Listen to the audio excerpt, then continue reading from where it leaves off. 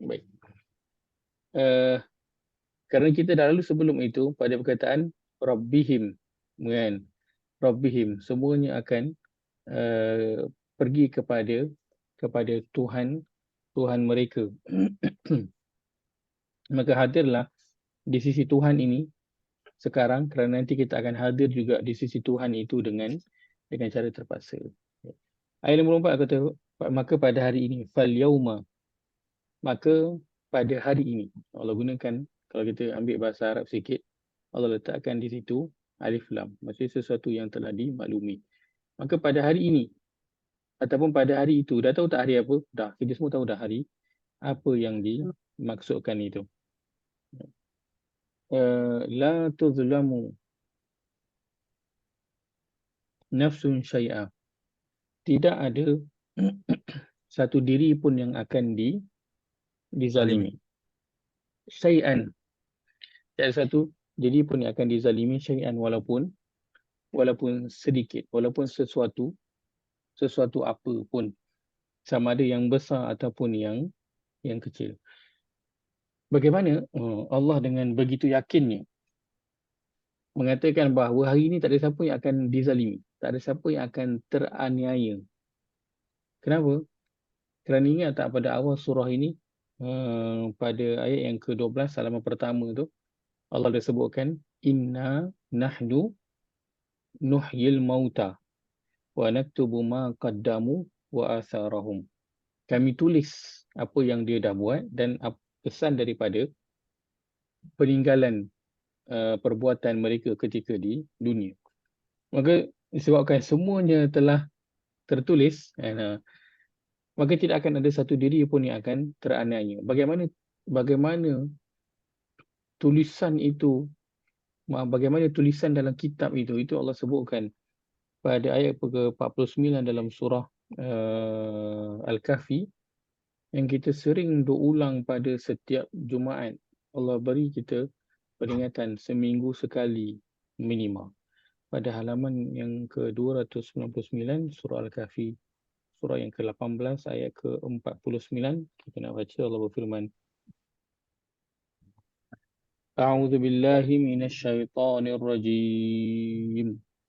أعوذ بالله من الشيطان الرجيم. ووضع الكتاب فترى المجرمين مشفقين مما فيه ويقولون ووضع الكتاب فترى المجرمين مشفقين مما فيه ويقولون يا ويلتنا ما لهذا الكتاب لا يغادر صغيرة ولا كبيرة إلا أحصاها ويقولون يا ويلتنا ما لهذا الكتاب لا يغادر صغيرة ولا كبيرة إلا أحصاها ووجدوا ما عملوا حاضرا ووجدوا ما عملوا حاضرا ولا يظلم ربك أحدا. ولا يظلم ربك أحدا. Terjemahan. Dan kita-kita amal juga tetap akan dibentangkan. Maka engkau akan melihat orang-orang yang berdosa itu merasa takut akan apa yang tersurat di dalamnya. Dan mereka akan berkata, aduhai celakanya kami, mengapa kitab ini demikian keadaannya? Ia tidak meninggalkan yang kecil ataupun yang besar, melainkan semua dihitungnya. Dan mereka dapati segala yang mereka kerjakan itu sedia tertulis di dalamnya. Dan ingatlah, Tuhanmu tidak berlaku zalim kepada seseorang pun. Baik, kita lihat pada kitab amal itu betapa kita besar sikit. Detailnya Allah sebutkan. Sebab itu Allah sebutkan tak ada siapa yang akan teraniaya pada hari ini. Kenapa? Kerana kitab ni sendiri, ketika mana nanti manusia tengok, dia terkejut. Allah khususkan kepada siapa yang menengok kitab ni, Al-Mujrimin. Al-Mujrimin. Allah sebut tentang orang-orang yang berdosa. Orang beriman nanti tengok tak kitab ya? Setiap orang akan tengok kitab dia, tapi Allah khususkan kepada al-mujrimin penyebutan ini. Kenapa? Kerana orang berdosa dia akan lebih bersungguh-sungguh nak tengok dia punya buku berbanding dengan orang yang beriman. Kenapa? Kerana orang yang kalau dibagi result exam dia dah dapat 98, 90 ke atas. Dia kisah sangat tak nak tengok result dah kertas soalan itu? Tak kisah. Tapi orang yang dapat cukup-cukup makan, dapat 50 ke bawah, bersungguh tak ada nak tengok. Bersungguh dia nak tengok, mana pula silap ni kan? Mana yang boleh nak tarik bagi tambah markah, dia akan dicarilah sungguh-sungguh. Baik, mereka akan melihat dan mereka akan sebut, Ya wailatana. Biasa dengar perkataan ni? Biasa. Banyak tak situasi yang Allah sebutkan dalam Quran yang menggunakan perkataan Ya wailatana ataupun Ya wailana? Banyak. Dan di manakah situasi setiap orang mencela ataupun apa kita kata memaki diri dia sendiri. Situasinya di mana? Semua nanti ketika di akhirat. Kan dalam surah Yasin, Ya wailana, waktu bila? Waktu dibangkitkan daripada kubur dia. Lagi dalam surah An-Naba, Ya laitani kuntu turaba, wahai celakanya aku, baik aku jadi tanah. Yang di sini, waktu dia tengok kitab dia, lagi sekali, Ya wailatana, aduhai celakanya kami. Kenapa? Kerana ketika di dunia dulu, kan, dia kerja dia duk cakap tentang orang je.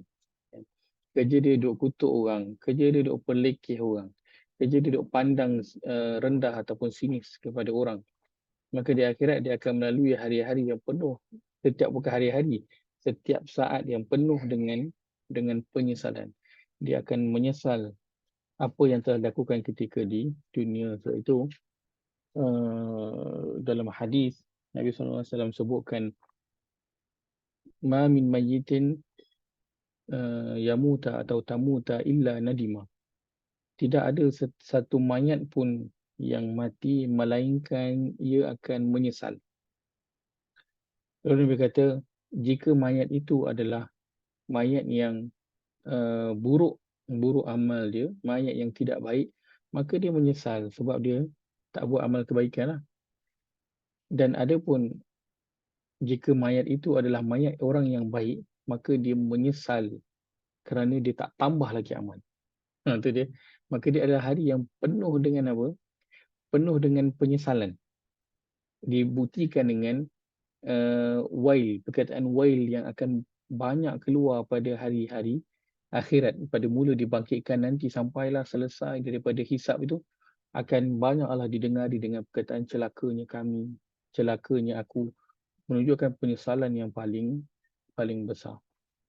Maka kitab ini menuliskan saghirah, kabirah, menuliskan yang kecil dan juga yang besar, dan dia tak tinggalkan satu pun illa ahsaha, kecuali dia akan hitung. Secara bagaimana hitungannya itu? Dia akan hitung secara apa? Secara detail. Perkataan ahsa, kita dah lalu perkataan ini sebelum ni. Siapa ingat? Kita lalu pada surah yang ke-58. Surah Al-Mujadalah. Halaman yang pertama surah 58 itu bawah sekali. Perkataan ahsa dia berasal daripada hasa. Hasa ni maksudnya apa? Hasa maksudnya, kalau saya tulis ni mungkin saya ingat, batu kerikil kecil. Batu kerikil kecil. Batu kerikil kecil. Batu kerikil yang kecil-kecil tu. Itu perkataan hasa. Mana perkataan? Perkataan hasa. Di sini letakkan ahsa tu maksudnya apa? Hitung. Seolah nak bagi tahu kitab yang pendosa ni betul-betul apa, dia terkejut, yang besar yang kecil dia tulis semua, dan tulisannya itu adalah apa? Ibarat mengira batu-batu kecil, batu kerikil kecil. So kita kalau mengira batu kerikil kecil, macam ni cara kita kira? Santai-santai ke? Duduk sandar sambil-sambil ke? Tak kan. Buka mata besar-besar, kita akan kira 1, 2, 3 akan buka tengok sebiji-sebiji batu tu kan. Maka begitulah amalan yang ditulis dalam kitab, ditulis sebiji-sebiji yang besar ataupun yang kecil, yang terzahir ataupun yang terlintas kan, apa di dalam hati, dosa yang dilakukan itu. Bukan baru dia niat lagi. Kalau niat tak dapat lagi, belum dikira dosa. Tapi dosa hati, dia kutuk orang kat dalam hati dia kan. Dia kata Muhammad ni poyo, dia ni yang sebenarnya mencuri, kan, dia cabut kat dalam hati tu. Semuanya ahsa, dikira dengan sangat-sangat teliti. Maka sebab itu Allah sebutkan di sini, falyaum la tuzlamu, pada hari ini tak akan ada satu diri pun yang akan dizalimi. Tak ada satu diri pun yang akan dizalimi. Syai'an dikuatkan lagi dengan untuk meng-highlightkan lagi tuzlam itu, syai'an, sesuatu. Dan ini kalau kita lihat dalam sudut bahasa Arab, ia dalam bentuk apa? Ia dalam bentuk isim nakirah. Sesuatu yang berbentuk umum. Dan ia juga menunjukkan sesuatu yang menyeluruh. Menyeluruh. Dan syai'an juga digunakan untuk menunjukkan sesuatu yang sedikit, part of, kan, ataupun piece of, maksudnya kecil je. Itu maksud dia syai'an. Sebab itu Allah selalu letakkan nama dia, innallaha ala kulli syai'in qadir. Allah gunakan perkataan syai'. Syai' itu maksudnya sikit je, sikit je. So Allah Maha berkuasa atas tiap-tiap sesuatu, semuanya, daripada besar yang kita nampak dan benda yang kecil-kecil yang kita tak nampak. Maka setiap diri tidak akan dizalimi, walaupun sekecil-kecil halus pun dia tidak akan dizalimi. Kenapa? Kerana dia semua apa yang kesalahan yang telah dilakukan itu telah dituliskan. Baik. Apa lagi yang Allah berikan? Nak menunjukkan yang manusia itu tidak akan dizalimi. Kita lihat pada surah yang ke-6, ayat ke 100. Dia penghujung surah Al-An'am ini, ayat ke 160. Ayat ke 160. Pada halaman 150. Halaman 150 surah Al-An'am, surah yang ke-6, ayat ke 160. Allah berfirman, A'udzu billahi minasyaitonir rajim. A'udzu billahi minasyaitonir rajim. Man jaa'a bil hasanati falahu 'asyru amsalihha. Man jaa'a bil hasanati falahu asyru amsalihha. ومن جاء بالسيئة فلا يجزى إلا مثلها وهم لا يظلمون. ومن جاء بالسيئة فلا يجزى إلا مثلها وهم لا يظلمون. Terjemahan. Sesiapa yang membawa amal kebaikan pada hari kiamat, maka baginya balasan 10 kali ganda dari kebaikan yang sama dengannya. Dan sesiapa yang membawa amal kejahatan, maka ia tidak dibalas melainkan kejahatan yang sama dengannya. Sedang mereka tidak dianiaya sedikit pun. Baik, kata siapa yang datang bawa amal kejahatan, manja habis sayyi'ah, di hujung bahagian kedua tu, maka tidaklah dia dibalas melainkan apa? Illa mislaha. Dia tak dibalas kecuali dengan yang sama dengannya. Maka dia akan jadi, kalau satu dosa, dia akan dibalas dengan berapa? Satu je. Tapi kalau datang membawa kebaikan, bagaimana? Akan dibalas dengan 10 asyru. Maka ni minimum setiap kebaikan yang dilakukan. Dia akan jadi 1 lawan 10. Kan? Tak kenalah 1 lawan 10 tu. Tak sesuai lah kan, buat 1 tapi dapat 10. Untuk kebaikan. Akan tapi nak tunjukkan betapa Allah tak menzalimi setiap diri itu. Allah gunakan perkataan nafsun. Untuk akhirat, Allah banyak gunakan perkataan nafsun. Allah tak guna lagi perkataan insan. Al-ins ataupun an-nas, Allah tak guna. Untuk cerita akhirat, banyak perkataan digunakan adalah nafs, adalah diri. Itu yang Allah sebut apa dalam penghujung surah Al-Fajr kan. Ya ayyatuhan nafsu al-mutmainnah, perkataan an-nafs kan. Dia tak gunakan ins. Kenapa? Kerana nanti di akhirat itu tu bahkan nafs tu yang akan disemak, kerana itulah cabaran kita. Kerana kita nafs, perkataan nafs itu pertama diri, yang kedua nafsu. So itulah bahagian yang mencabar kita di dunia ini, bahagian nafsu itu. Baik, maka nak menunjukkan yang tak ada satu diri pun yang akan dizalimi, Allah bagi tahu kalau buat satu salah, satu sahaja yang akan dikenakan. Akan tapi kalau buat satu kebaikan, Allah akan tolak dengan 10 kan, tak sesuai. So bukan saja Allah tu tak zalim, tetapi dia maha pemurah, kerana kalaulah orang jahat tu dia buat hanya satu kebaikan, dia akan ada 10 dah markah apa yang plus.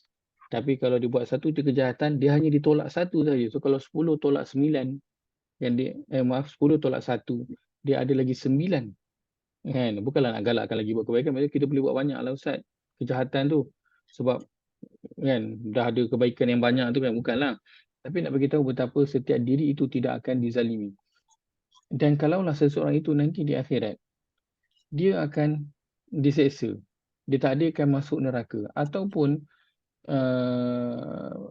timbangan apa, kejahatannya itu lebih berat. Maksudnya apa? Maksudnya dia memang tak ada buat kebaikan apa langsung, memang tak berusaha langsung. Sebab Allah dah tolong dah. Satu baik buat kebaikan, satu kebaikan 10 kali ganda. Buat satu jahat, satu je. Tapi kejahatan dia tu lagi berat daripada kebaikan. Menunjukkan apa? Memang dia tak usaha langsung nak buat baik. Memang dia tak nak langsung dah. Masuk syurga tu dia tak nak. Itu yang Nabi SAW sebutkan, kullu ummati yadkhulunal jannata illa man abah. Setiap umatku akan masuk syurga kecuali siapa yang dia tak nak, siapa yang dia enggan. Pelik kan? Sahabat tanya, qalu wa may ya'ba ya Rasulullah. Siapa yang enggan tu? Pelik benar tak nak masuk syurga. Dia kata, man ata'ani dakhalal jannah wa man asani faqad aba. Siapa yang dia mentaatiku, maka dia masuk syurga. Dan siapa yang dia engkar kepadaku, maka dia sesungguhnya dia telah enggan untuk masuki syurga. Memang dia tak ada usaha langsung nak buat. Kalaulah timbangan kejahatannya itu lebih berat, memang dia tak ada usaha langsung lah ketika di dunia. So memang layaklah dia ditimpakan oleh Allah SWT balasan yang berat. Kenapa? Kerana Allah dah bantu dah ketika di dunia. Kalau dia buat satu salah, Allah kira satu je. Kalau dia buat satu kebaikan, Allah kira 10. So sepatutnya timbangan kebaikan itu boleh menjadi lebih berat, lebih banyak dengan cepat. Tak payah buat banyak-banyak amal baik pun dia dah berat dah kan. Tapi atas diri sendiri punya pilihan yang tidak memilih untuk melakukan kebaikan hingga akhirnya, yang apa kejahatan itu lebih berat. Wala tujzauna illa ma kuntum ta'malu, dan tidaklah kamu dibalas melainkan apa yang kamu telah lakukan. Kita lihat di sini Allah bermula dengan cerita tentang siapa? Allah bercerita tentang kalau kita buka dalam ayat sebelum ini. Okey. Pada ayat yang ke-47. Bermula pada ayat ke-27. Wa yaquluna mata hadzal wa'du in kuntum shadiqin, dan mereka berkata, bila janji yang dijanjikan tu? Ma yanzuru, tidaklah mereka tunggu melainkan satu jeritan. Ayat 50. Fala yastati'un, maka mereka tidak mampu bagi nasihat dan tidak kembali kepada keluarga mereka. So Allah tengah cerita tentang siapa? Mereka. Mereka tu maksudnya apa? Orang yang engkar. Baik. Masuk pada ayat ke-51, 52, 53. Cerita tentang siapa? Tentang penghuni kubur. Perkataannya ataupun domirnya Allah gunakan apa? Kami. Ya wailana, kami. Dia jadi kami. Kami itu masukkan siapa? Mereka yang engkar itulah yang bangkit dari kubur. Tapi di penghujung ayat 54 ni Allah kata wala tujzaun illa ma kuntum ta'malun. Allah tukar kata ganti nama ataupun domir itu menjadi apa? Menjadi kamu. Dah tukar jadi kamu pula. Kamu tu maksudnya apa? Allah tengah cakap dengan kita lah, dan kamu takkan dibalas melainkan apa yang kamu buat. So tiba-tiba tengah cakap dengan kita pula. So boleh nampak tak perubahan? Bermula dengan mereka, bertukar jadi kami, bertukar jadi kamu. Dia satu cerita yang sama tak? Satu cerita yang sama. Allah tengah cerita tentang orang yang engkar juga. Tapi kenapa tiba-tiba bagi kat kita pula? Dia macam kan? Dia yang buat hal, kenapa kita pula yang kena? Dia je lah. Kita tak, kita bak kata apa? Uh, apa director, tuan director dalam cerita apa? Uh, Bujang Lapuk. Bujang Lapuk kan? Ahmad Nisfu. Kan? Yang dia mimpi ada tai jatuh dekat dia tu kan. Mula jatuh kat muka, tak kat muka, jatuh kat bahu, tak kena kat bahu. Kan dia kuis terkena dekat muka director Ahmad Nisfu. Kau tu kan dia kata, kenapa aku tak ada kena-mengena dalam ini gambar lah. Tiba dia pula kena kan. So yang ni Allah tengah cerita tentang orang engkar. Tiba-tiba Allah cakap pasal kita. Kita tak ada kena-mengena pun dengan dia orang. Tak hidup pada zaman dia orang. Kita tak kenal pun dia orang. Tetapi Allah twist penggunaan apa? Penggunaan dhamir itu. Kenapa Allah twist penggunaan dhamir itu? Sebab kita yang baca Quran. Sebab kita yang baca Quran. Cantik. Pertama. Ada lagi? Untuk mengingatkan umat yang sekarang ni Ustaz, umat yang ke belakang. Untuk mengingatkan umat sekarang ini. Baik, yang kedua. Cantik. Ada lagi? Kita pun kadang walaupun Islam tapi kadang-kadang tu engkar juga. Ada benda yang diengkarkan. Kita pun kadang Islam tapi benda yang engkar juga. Masya Allah. Masya Allah. Yang ni Yang dia lain, bercakap kepada nafs kan. ini tak, Seseorang ini cakap kepada kamu, cerita tentang diri diri. seseorang. Betul. Allah kata, dan pada ini tidak ada satu diri pun akan dizalimi. Diri umum, Allah tak mention sesiapa. Dan tiba-tiba, dan kamu tak diberi balasan. Tiba-tiba bagi kat kita pula. Allah tengah cakap pasal umum. Sebelum tu mereka, kami, lepas tu umum. Tiba-tiba kita pula yang kena. Kan? Dituju kepada kita. Kan? Baik. Memang tujukan kepada Yang lain? kita Ustaz. Memang tujukan kepada kita. Baik. Tapi kalau susah sangat cakap direct dari awal lah kan. Tapi Kalau kenapa? saya sangat cakap direct pada awal, betul. Kenapa? Lah kita begini. Kan? Lalu bagi ke kita pula. Kita pun boleh kena. Menandakan. Silakan. Mula. Maaf Ustaz. Silakan. Mula-mula tu mereka tu macam jauh lah kan. Mereka jauh. Kalau kami tu pun macam ramai tu macam tak terasa lagi. Jadi terus kamu. Jadi kena rasa. Maksudnya semua orang kena rasa. Masya Kalau Allah. kami tu ramai lagi kan tak semestinya mungkin salah seorang ke apa ke kan tak ramai lah. Kalau mereka tu orang zaman dulu atau hari neraka tu kira belum sampai lagi. Dia kena tunjuk betul-betul dekat muka. Bila kamu tu maksudnya orang tu depan kita. Kamu dekat. Tunjuk depan muka tu. Saya terbayangkan orang tengah tunjuk depan muka ni. Orang tengah tunjuk ni engkau ni. Macam tengah tolak ni engkau jangan rasa orang lain. Baik. Maka itu tujuan Quran. Allah bawakan cerita-cerita kan. Dan Allah nak bantu kita untuk faham. Cerita itu adalah untuk kita. Dan cerita mereka itu tak jauh daripada kita. Kerana mereka boleh jatuh pada lubang itu dan kita juga boleh jatuh pada lubang itu juga. Jika kita tidak berhati-hati.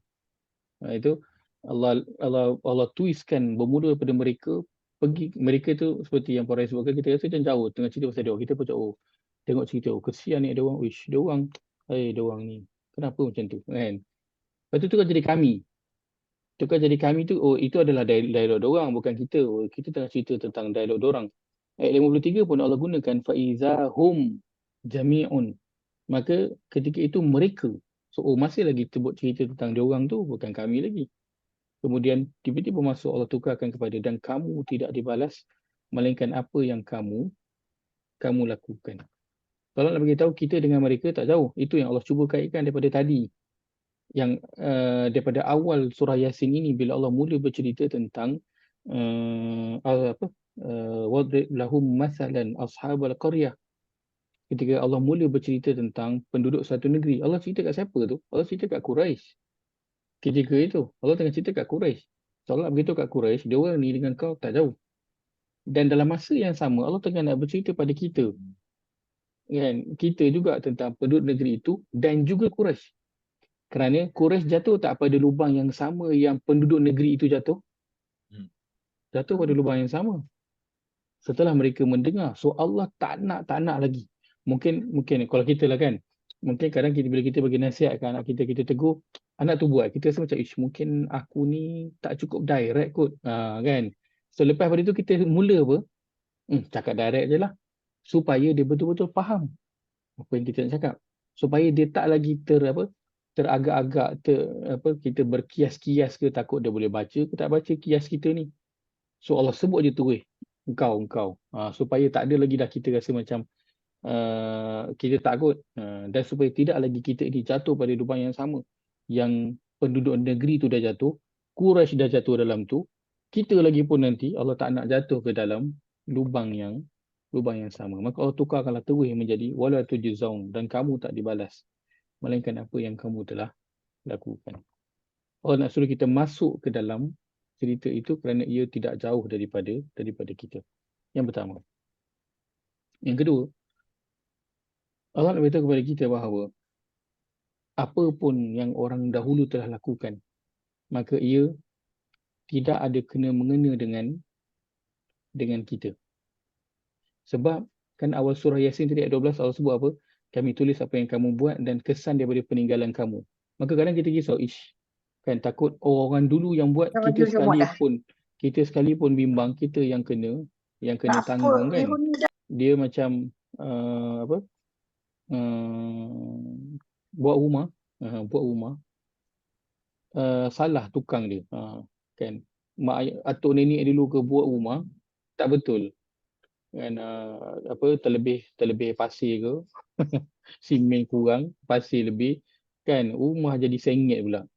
Tapi time tu dah sampai time kita, so siapa yang kena tanggung? Datuk nenek tanggung ke kita yang tanggung? Mak ayah kita tanggung ke kita yang tanggung? Kita dah lah yang kena tanggung rumah tu, sebab kita dah sekarang duduk kat situ. So kesalahan dia siapa buat? Dia orang yang buat. Yang kena tanggung siapa? Kita. Dan dia macam satu syarikat yang rugi ataupun satu negara. Orang dulu yang buat salah deal tu, orang dulu yang dah ambil. So kerugian tu siapa yang tanggung? Kita pula yang nak kena tanggung kerugian tu. Fair tak macam tu? Tak fair. Maka Allah kata, cerita yang kau dengar ada orang tu macam-macam yang dia orang buat dengan rasul mereka dan sebagainya. So engkau tak akan dibalas melainkan apa yang kau buat je. Kau tak ada kena-mengena dengan cerita dia orang pun tak ada kena-mengena dengan cerita engkau. Maka Allah nak bagi tahu apa yang kita kena fokus. Fokus kepada diri kita sendiri. Tak payah duk risau, tak payah tentang dia orang, dan tak payah duk ikut tentang dia orang. Itu yang Allah sebutkan. Kita lihat pada surah yang ke-45 ayat ke-22. Pada halaman ke-500, halaman 500. Surah Al-Jasiyah, surah 45 ayat yang ke-22. Allah berfirman, A'udzu billahi minasyaitonir rajim. A'udzu billahi minasyaitonir rajim. Wa khalaqallahu as-samawati wal arda bil haqq. Wa khalaqallahu as-samawati wal arda bil haqq. وَلِتُجْزَى كُلُّ نَفْسٍ بِمَا كَسَبَتْ وَهُمْ لَا يُظْلَمُونَ. وَلِتُجْزَى كُلُّ نَفْسٍ بِمَا كَسَبَتْ وَهُمْ لَا يُظْلَمُونَ. Terjemahan. Dan ingatlah, Allah menciptakan langit dan bumi dengan cara yang sungguh layak dan berhikmah untuk membuktikan keesaannya dan keadilannya, dan supaya tiap-tiap diri diberi balasan dengan apa yang mereka telah kerjakan, yakni baik atau jahat, sedang mereka tidak dikurangkan balasannya sedikit pun. Baik.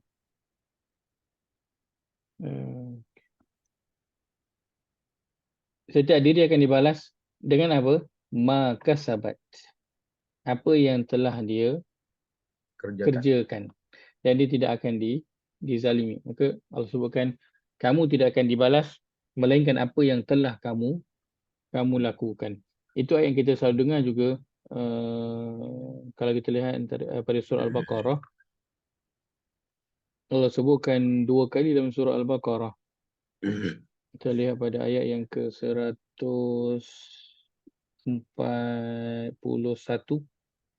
Ayat 141. Halaman yang ke-21. Surah Al-Baqarah. Surah yang kedua ayat 141. Allah berfirman.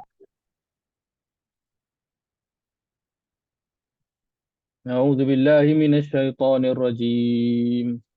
أعوذ بالله من الشيطان الرجيم. تلك أمة قد خلت تلك أمة قد خلت لها ما كسبت ولكم ما كسبتم لها ما كسبت ولكم ما كسبتم ولا تسألون عما كانوا يعملون. ولا تسألون عما كانوا يعملون. Mereka itu adalah satu umat yang telah lalu sejarahnya. Bagi mereka balasan apa yang telah mereka usahakan. Dan bagi kamu pula, balasan apa yang kamu usahakan. Dan kamu tidak akan ditanya atau dipertanggungjawabkan tentang apa yang mereka telah lakukan. Baik. Apa yang kita baca tadi, Allah dah cerita pada surah Yasin tu, itu cerita umat yang terdahulu. Bagi mereka, apa yang mereka dah usahakan, dan bagi kamu, apa yang telah kamu usahakan, dan kamu tak akan ditanya apa yang mereka telah kerjakan.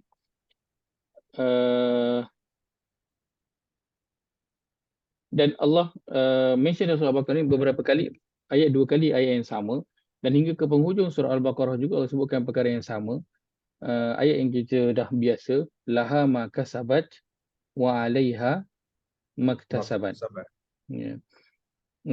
Pada ayat yang ke-286 itu ayat terakhir, Allah tidak memberati seseorang melainkan apa yang terdaya olehnya, ia mendapat pahala kebaikan yang diusahakannya dan ia juga menanggung dosa kejahatan yang dia usahakannya. Maka Allah tak membalas kepada setiap diri itu melainkan bima kuntum ta'malun, dengan apa yang ta'malun kamu lakukan. Baik. Kalau kita lihat pada dua perkataan ni, ada pada 54 ini, perkataan kuntum. Kita besarkan sikit. Baik, apakah kategori perkataan ni? Tanya kategori teruslah.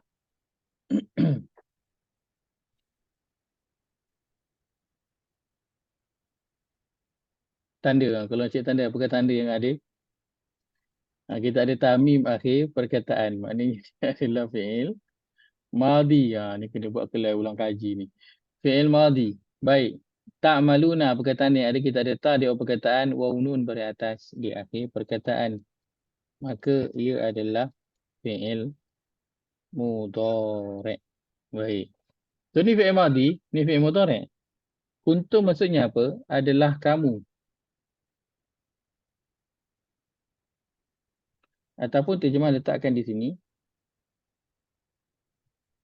kamu telah. Ini terjemah untuk kuntum. So dia fi'il madhi kan? Adalah kamu. Allah hilanglah. Okay.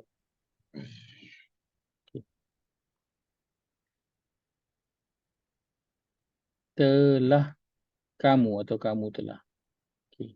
Ta'malun, kamu kerjakan. Dua bentuk, past tense dan juga present tense. Diletakkan sekali, dah tentulah tak sesuai. Kerana penceritaan kena hanya ada salah satu sahaja. Past tense ataupun present tense. Tujuan ni pun sama. Allah letakkan dalam bentuk fi'il mudhari'. Baik. Kenapa ada percampuran yang begini? Kenapa? Letakkan kuntum, kemudian ta'malun lagi. Fi'il madhi, kemudian fi'il mudhari'. Baik, ada beberapa makna. Antaranya ialah, pertama Allah nak beritahu, kita, amal yang kita dah buat tu, dia dah lepas ke ataupun belum lagi? Dah lepas. Dah lepas. Kerana tempat untuk beramal adalah di dunia, bukan di akhirat. Maka tempat untuk beramal dah lepas. Kita pernah tak berada di situ? pernah, maka Allah kata kuntum, nak menunjukkan bahawa setiap kita dah ada peluang untuk beramal. Setiap pada kita, Allah dah bagi peluang untuk beramal. Kalau gunakan kuntum, dulu kamu pernah berada di situ tempat untuk beramal. Kamu dah pernah diberi peluang. So tak boleh claim yang kita tak ada peluang untuk nak beramal. Sebab tu orang minta, antara permintaan orang-orang yang berdosa, al-mujrimin, ialah apa? Dia nak buat amal soleh. Kan? Na'mal salihan ghairal ladzi kunna na'mal. Kami nak buat amal yang soleh yang dulu kami tak buat. Kami buat benda lain. Kami dah yakin. Kami dah yakin. Yakin ketika itu dah jadi yakin betul-betul punya yakin dah. Baik. Maka kuntum nak tunjukkan bahawa ia adalah perbuatan yang pertama yang kita telah lakukan. Bukan yang akan kita lakukan ataupun sedang lakukan. Telah kita lakukan. So kita kata apa? Pengambilan markah dah selesai. Dah settle. Menunjukkan juga bahawa kita telah diberi peluang untuk beramal dahulu. So tak boleh nak argue dah tentang perkara itu. Baik. Dan Allah beritahu juga di sini ketika ini, waktu di akhirat, dan ceritanya sekarang tentang di akhirat, tentang di mahsyar. Waktu tu dah apa? Adalah cerita di situ, bukan tempat beramal, kerana tempat beramal dulu adalah ketika di dunia. Baik, tak malun kamu kerjakan. Allah tak akan dalam bentuk fi'il mudhari'. Kenapa? Kerana ada amal yang apa? Bagi reward Belum dikerjakan. Ada amal yang Belum. yang tadi tu wa naktubu ma qaddamu wa atharahum tadi tu. Allah tulis ma qaddamu, apa yang mereka telah buat, wa atharahum, dan kesan daripada perbuatan mereka itu. So kesan perbuatan tu apa maksud kesan perbuatan tu? Itulah dia apa yang kita buat lah. Balasan. Maksud dia apa yang contoh yang kita dah tinggalkan.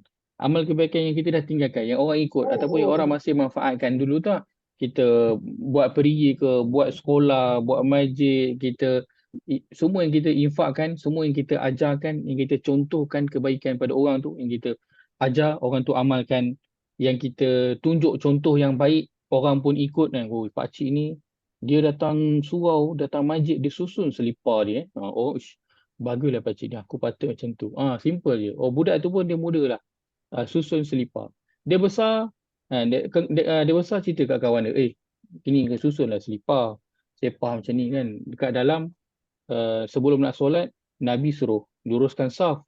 Tapi kita kat luar selipar bersepah. Kan? Kat dalam nak kena teratur. Allah nak suruh hidup kita teratur. So selipar pun kena teratur lah. Dia besar lagi, dia cerita dekat anak-anak dia. Pergi surau, kena susun selipar. Pakcik dulu dah meninggal, dah berapa tahun dah pakcik itu meninggal lah. Tapi masih tak dapat, masih. Sebab tu dituliskan, masih dapat balasan kan ya Ustaz? Masih dapat lagi. Seolah-olah macam apa, ganjaran tu diberikan macam apa? Macam dia tengah buat. Macam dia tengah buat. Tak dikurangkan sedikit pun. Padahal dia dah mati. Padahal dia dah mati. Begitu juga puasa kan. Kalau siapa yang bagi makan pada orang yang berbuka puasa, maka dia akan dapat ganjaran. Seperti mana orang tu dapat dan tak dikurangkan. Ghairu anqusa min ajrihi syai', tanpa dikurangkan ganjaran orang tu sedikit pun. So soalan macam dia tengah buat.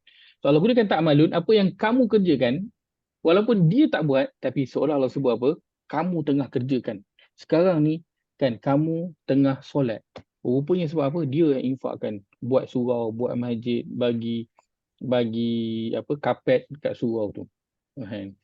So soalan macam dia Ustaz tak yakni bawa makna yang macam tu ya. Selalunya kita faham je bila kita buat amal yang pahala yang mengalir sampai kita dah mati itu ya dia orang terangkan kan, tapi tak adalah dalam ayat macam ni dia terangkan. Tak baca tak malun, kuntum tak malun. So dia sedikit pengetahuan tentang bahasa Arab, sikit je. Bukan banyak pun, sikit je kan. Kita belajar fi'il madhi mudhari', simple je. Siapa yang ikuti kelas bahasa Arab tu, sekejap je, itu tahap satu dulu kita belajar, dan kita pun biasa je dengar fi'il madhi dan juga fi'il mudhari'. Cuma inilah dia apply-nya dalam Al-Quran. Soal letakkan tak malu, ya saya silakan. Begitu juga dengan kejahatan kan Ustaz. Kalau kejahatan ilmu yang sama mudaratkan, Betul. Selagi orang amalkan ilmu tu, selagi itulah dia akan dapat Betul. Sama. dosa. Sebiji. Sama. Sama sebiji.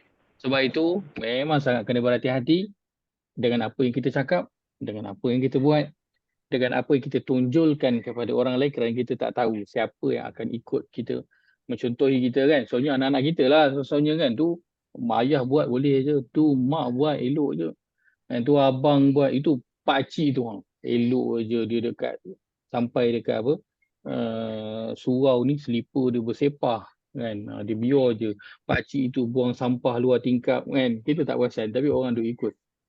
Maka itu juga Tapi sama. macam mana Ustaz? Kalau dia bertaubat, dia Baik. bertaubat atas tu, lepas tu tapi orang yang mengikut dia tu masih mengikut ajaran. Soalan sangat menarik Datin ni. Bagus soalan ni. Soalan sangat menarik. Baik. Untuk kesalahan yang dulu kita buat, maka ia bergantung pada kesalahan apa. Kalau kesalahan itu yang kita buat dan kita tak perasan orang lain ikut. Contoh, kita buang sampah luar kereta. Simple je lah kan. Buang sampah luar kereta. Kita tak perasan orang lain ikut. Lalu kita bertaubat, ya Allah, mulai hari ini aku takkan buang sampah lagi luar tingkap. Buang sampah luar kereta dekat parking lot. Aku tak buat lagi, ya Allah. Sebab perkara itu tak baik. Bukan itu yang sepatutnya dilakukan. So, walaupun orang lain ikut, tapi bukan kita directly ajar pada dia, maka perkara itu Allah akan hentikan. Baik. Yang pertama. Yang kedua, apa yang kita ajarkan pada orang lain. Contoh, macam saya lah mengajar kan, saya mengajar. Dan perkara itu salah. So, bila saya bertaubat, apa saya kena buat? Saya kena bagi tahu kepada orang yang saya dah ajar tu semuanya. Saya kena bagi tahu. Sebab itu, para ulama membincangkan, dibimbangi, berhati-hati dengan apa dosa yang kita buatkan secara halayak. Contoh, seperti orang yang berlakon dan orang yang menyanyi. Berlakon dan menyanyi. So, bila dia dah insaf, nyanyian dia masih lagi tak tersebar? Sebar. Bila dia dah meninggal, gambar dia yang dia upload yang tak tutup aurat, masih tak lagi orang tengok? Masih lagi orang tengok. Maka selama itu, dia akan mendapatkan balasan daripada apa yang dia lakukan. Orang lain yang sedap dengar dia nyanyi, tengok dia berlakon, kan? Orang lain menengok aurat dia, tapi dia yang kena, seolah macam dia yang sedang lakukan. Maka kesalahan yang kita lakukan secara zahir kepada orang lain, maka itu kita kena betulkan, kena bagi tahu dia, saya bagi tahu dulu tu salah. So saya nak betulkan. So kita berkata kena bertaubat, kita kena bagi tahu orang tersebut semampu kita. So kita sebutlah dekat media sosial kita ingatlah siapa yang kita beritahu, siapa yang kita cakap, semampu kita. Lain daripada itu, kita serahkan kepada Allah Azza wa Jalla. So itu dua bentuk kesalahan yang kalau kita bertaubat daripadanya, akan tetapi besar mana pun dosa kita lakukan, kita dah sebarkan macam-macam lah, kita dah ajar orang benda yang tak baik dan kita tak tahu kesalahan yang kita lakukan itu dah sampai ke tahap mana damage dia, kita pun tak tahu. Maka apa yang nak buat, perbanyakkan je lah taubat dan perbanyakkanlah buat kebaikan. Kita menyesal dengan sesungguhnya, mudah-mudahan Allah ampunkan semua itu. Allah tak adalah bagi dia satu perkara yang berantai, mengikat kita nanti dengan rantaiannya sampailah ke orang yang terakhir yang kita kena tanggung. Kenapa? Kerana Allah SWT dia Maha Pengampun, dan Allah itu pengampunannya itu, Masya Allah, dia tak adalah Allah ni dia apa? Seperti kita lalu ayat sebelum ni banyak. Allah dia bukanlah Tuhan yang nak sangat mengazab kita ni. Bukan. Allah sebenarnya nak kita masuk mana? Syurga. Allah nak kita masuk syurga. Buktinya banyak. Allah bagi satu kebaikan 10 kali ganda. Satu kejahatan 1 je. Kan? Buktinya Allah sebutkan neraka itu Allah sediakan untuk siapa? Untuk orang kafir. Bukan untuk orang Islam. Bukan untuk orang yang mengucapkan la ilaha illallah, bukan untuk orang yang bersyirikkan Allah. Maka Allah nak kita semua ini masuk syurga. So banyak kan kebaikan yang kita lakukan kalau sedikit. Kita niat yang baik, kalau kita niat yang baik dapat pahala. Kalau kita niat yang tak baik tapi tak buat, tak dapat dosa. Betul. So bertaubat sajalah. Jangan putus asa daripada rahmat Allah. Bertaubat saja. Walaupun banyaklah kesalahan kita dah buat, dah ajar orang benda tak betul ke dan sebagainya. Tapi tetap kita semampu kita kena perbetulkanlah kesalahan yang telah kita lakukan. Macam saya mengajar, saya ada salah dalam saya bercakap ataupun dalam menjawab soalan. So, bila saya tahu perkara itu salah, saya kena beritahu. Saya tak boleh masih lagi buat kelas dan saya macam, ya Allah ampunkan aku untuk yang dulu. Orang lain dah amalkan, orang lain dah tahu, orang lain sampaikan pula pada orang lain. So saya kenalah, walaupun mungkin malu, kita rasa malu, macam-macam fikir orang cakap, dia ni sebenarnya ilmu tak adalah power sangat kan. Kita risau macam-macam, orang merendahkan, anak murid merendahkan, orang pandang pelik, biarlah. Yang penting kita dengan Allah Azza wa Jalla selesai. So itu cabarannya, kena bagi tahu apa yang kesalahan kita lakukan bila ia dilakukan secara umum ataupun kepada orang lain. Ustaz, Ya, saya silakan. apa ni, kita buat salah dengan orang. Tapi bila main raya, kita kata kat orang tu, kalau saya ada buat salah, saya minta maaf. Boleh kau macam tu, Ustaz? Dia tak nyatakan apa kesalahan. Dia kata kat kita balik, kalau ada buat salah dengan you, minta maaf lah. Tapi dia tak nak jelaskan kita apa benda yang dia cakap. Kita tahu apa dia cakap. Yelah, ada orang tu tak tanya. Kalau orang tu tanya, kita kena cakap lah. Orang tu tak tanya, tak payah cakap lah. Baik. Untuk kesalahan yang kita buat pada orang tu, yang orang tu tak tahu, maka boleh kita minta maaf tanpa kita sebut. Tapi kalau kita buat kesalahan pada orang tu dan orang tu tahu, so kita kena minta maaf dan mention lah, aku minta maaf lah sebab aku buat macam ni. Tapi kalau dia tak tahu, tak perlu beritahu. Contoh, kita duk kutuk dia kat belakang, kita duk fitnah dia kat belakang, dia tak tahu, belum sampai lagi kat telinga dia. Ataupun dia tak pasti siapa yang buat. Kan? So, kita minta maaf dengan dia dan kita tak perlu mention. Bukan kita nak sembunyikan, tapi ia adalah dosa yang Allah dah tutup daripada kita, so jangan buka. Selagi Allah tutup, jangan buka. Tapi dengan orang yang kita dah cerita kat belakang dia tu, so itu kita kena settle dengan dia orang semua. Yang apa aku cakap tentang dia tu, itu aku minta maaf lah, aku fitnah dia. Tak betul lah, tak betul. Dia tak macam tu. So dengan orang lain tu kita kena betulkan. Kita kena betulkan. Tapi dengan dia, kita tak perlu nak cakap. Begitu juga macam kadang antara isu yang soalan ditanya dan menjadi isu juga. Bila pasangan yang baru berkahwin, kan, perlu tak saya cerita kisah silam saya dulu? Dulu dia banyak buat dosa, buat salah. Perlu tak saya cerita? Kan? Maka adalah para asas sebut kena cerita. Udah cerita baru sehari berkahwin, cerai. Akhir. Sedangkan tak perlu bercerita kerana ia adalah kesalahan yang Allah dah tutup. So kena bertaubat dan jangan ulang. Dan in fact kalau kata bukan berkahwin pula kan, kita sendiri pun buat salah, tak boleh cerita dekat kawan-kawan kita yang Allah dah tutup. Tak boleh cerita. Allah kata, Nabi SAW sebutkan, setiap orang itu kullu nasi mu'afi. Setiap orang yang melakukan kesalahan dia akan dimaafkan. Kecuali al-mujahirin. Siapa dia al-mujahirin? Iaitu orang-orang yang Allah dah tutup dosa dia pada waktu malam. Waktu dia buat itu Allah dah tutup dia. Tiba waktu pagi dia buka, dia beri cerita. Malam tadi aku buat ni, aku buat ni, aku buat ni. Maka orang begitu Allah tak maafkan. Malaikat tulislah balik semula kan Ustaz? Malaikat tulis balik lah. Sebelum tu dah mu'afi dah tutup lah. Tapi dia dah cross dah. Dah cross dah. Dia pergi cerita. Buka lah balik. Maka itu orang begitu, Allah tak maafkan. Dia kata setiap apa yang dibuat tu ditulis macam dengan teliti. Macam mengira batu kerikil kecil. Macam mengira batu kerikil. Asal. Ustaz, ya, Ustaz, kalau kita teringat sendiri saja dia tak tulis mula kan? Kita hanya mengimbas balik. Tak. Mengimbas kesalahan kita tu bagus untuk kita kembali menginsafi diri dan kembali ingat balik jauhnya journey aku hingga aku dah sampai kat sini sekarang ni hari ni. Dan kita ucapkan terima kasih Allah.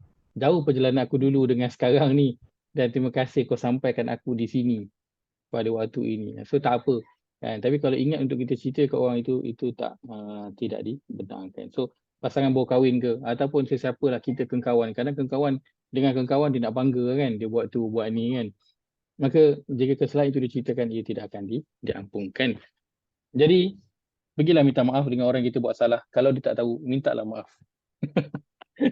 minta dia maaf, dan kita dalam hati niatkan untuk kesalahan yang kita dah lakukan kepada dia, dan ikhlaslah dalam meminta maaf itu serta berjanji jangan buat. Kenapa? Kerana mungkin dia akan ada dorongan, dia tu kalau dia tak tahu, kau boleh minta maaf dengan dia, selesai. So akan ada dorongan macam kau buat ada lagi salah kat dia. As long as dia tak tahu, tak apa, kau pergi je lah raya minta maaf kat dia. Tak kan? Jika kita terus mengulang-ulang perkara yang sama, maka dia adalah tetap dosa yang akan sentiasa ditulis atas diri kita, dan dibimbingi tak sempat nak minta maaf, maka ia akan, dan kita meninggal. Tak sempat nak minta maaf dengan orang tu, meninggal. Ataupun dia meninggal, tak sempat kita minta maaf, maka dia nanti kena settle dengan orang tersebut. Wala tujzauna illa ma kuntum ta'malun, dan kamu tak akan diberi balasan melainkan dengan apa yang kamu telah kerjakan, sama ada kebaikan ataupun keburukan. Ta'malun itu Allah takkan hanya ta'malun. Allah tak letakkan ta'maluna salihat, kerana selalunya amal dia akan gandingkan dengan soleh. Tapi di sini disebutkan ta'malun saja, apa yang kamu kerjakan. Maka kebaikan ataupun keburukan dia sama, dia akan jadi, ada sebahagiannya akan jadi dalam bentuk fi'il mudhari', dan sesuatu yang akan berterusan diberikan ganjaran sama ada baik ataupun buruk, dan pada hari itulah setiap orang akan mendapatkan perkara tersebut. Baik, maka beri ingatan kepada kita bahawa Allah Azza wa Jalla pemurahnya memberi kepada kita peluang kepada orang yang melakukan banyak dosa untuk memperbaiki kesalahan dia itu dan mempunyai peluang yang besar untuk masuk syurga. Dengan apa? Bijak dalam beribadah. Bijak dalam beribadah. Maka orang yang bijak dalam beribadah, ia sama macam orang yang bijak ketika di dunia ini untuk apa?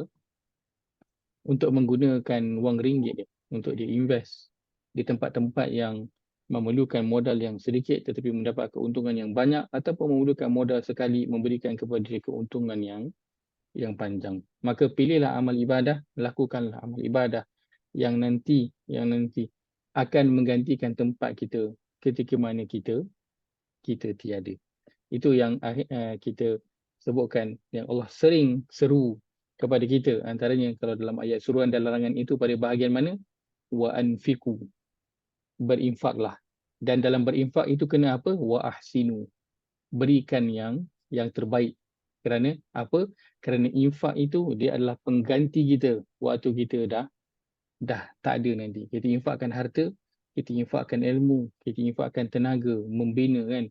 Ada orang yang dia tak ada duit, dia tak ada ilmu, tapi dia ada kemahiran, dia ada tenaga untuk nak membina. Contohnya kan, dia bina sekolah ataupun bina kandang kambing untuk sekolah tu jana pendapatan. So infak dia adalah pengganti diri kita waktu kita telah tiada nanti. Maka bijaklah dalam beramal ketika di dunia ini. Aku qauli hadza wa astaghfirullahalazim li wa lakum. Kita bincang itu, insyaallah kita akan sambung pada minggu hadapan. Bercerita tentang satu bahagian yang baru setelah dah sampai pada bahagian ini, Allah akan masuk pada bahagian apa? Pada bahagian syurga. Allah cerita dahulu tentang penghuni syurga. Kan kalau kita tengok plot ceritanya macam tak kena. Allah tengah cerita tentang orang yang ingkar. Penyesalan orang yang ingkar bila bangkit daripada kubur, nanti dia akan berdiri di mahsyar dan dia akan menerima kesusahan ketika di mahsyar. Tapi bila cerita tentang balasan selepas itu, Allah cerita tentang syurga dulu, penghuni syurga, lepas tu baru cerita tentang penghuni neraka. So kalau tengok cerita tu dia macam tak kena langsung dia punya sequelnya tu kan, tapi begitulah cerita yang Allah bawakan dalam Al-Quran. Allahumma ja'al hadha jama'ana jama'an marhuma wa tafarruqana min ba'dihi tafarruqan ma'suma. Allahumma inna na'udzubika min ilmin la yanfa' wa min qalbin la yakhsha' min nafsin la tashba' wa min da'watin la yustajabu laha. Rabbana ighfir lana wa li ikhwanina alladhina sabaquna bil iman wa la taj'al fi qulubina ghillan lil ladzina amanu.